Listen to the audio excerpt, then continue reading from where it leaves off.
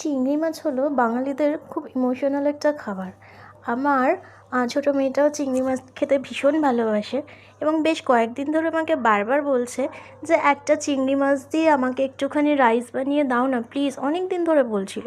তো আজকে সমস্ত রকম ইনগ্রিডিয়েন্টস ঘরেই ছিল এবং খুব কম যা যা কিছু ঘরে আছে সেসব সামগ্রী দিয়ে আমার আজকে এই রান্নাটা হয়ে গিয়েছিল। তো কালকে আগামীকাল আমাদের বাড়িতে হওয়ার কথা ছিল চিকেন বিরিয়ানি। সো এই চিংড়ি মাছের রাইসটা আমার মেয়ে ট্রাই করার পরে বলল যে কি, আজকে এই রাইসটার যা টেস্ট হয়েছে না, কালকে আর বিরিয়ানি তোমাকে বানাতেই হবে না। তো সো রেসিপিটা আমি শেয়ার করলাম এবং সত্যি খুব টেস্টি হয়েছিল।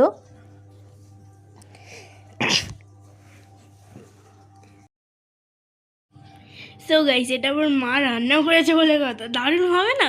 খুব ভালো হয়েছে। আর আমি এটা রোজ খেতে চাই, কিন্তু এটা তো পসিবল না, তাই আজকে আমার খুব ভালো লেগেছে। প্লিজ, তোমাদের বাড়িতে যদি কারোর বাচ্চা থাকে তাহলে প্লিজ তোমরা এই রেসিপিটা তাদেরকে বানিয়ে খাইও। খুব দারুণ হয়েছে। আর আমার মায়ের হাতে যা জাদু আছে না, তোমরা যদি একবার খেতে না, প্রেমে পড়ে যেতে তোমরা। আমার মেয়ের তো আমার হাতে সব রান্নাই খেতে ভালো লাগে। সো ওকে যদি আমি একটা নর্মাল কোনো কিছু সবজি দিয়ে সিদ্ধ করে কোনো একটা ভাত বানিয়ে দিই, সেটাও ভালো লাগে, ওর বিরিয়ানি খেতেও ভালো লাগে। আর আমি ওর জন্য অনেক কিছু এক্সপেরিমেন্টও করি, নতুন নতুন নানা রকম খাবার। তো এর আগেও আমি বানিয়েছি এটা, ও খেয়েছে এবং ওর ভালোও লেগেছে। অনেক সময় স্কুলে লাঞ্চ বক্সেও আমি এটা ওকে দিয়ে থাকি। তো ও বেশ কিছুদিন ধরে আমাকে বলছিল যে প্লিজ আমাকে প্রন রাইসটা একটুখানি করে দাও না, করে দাও না। তো টাইম অ্যাডজাস্টের প্রবলেম হচ্ছিলো বলে তাই। তো আজকে আমি ঠিক করে রেখেইছিলাম, না আমার মেয়ে খেতে চেয়েছে বলে কথা।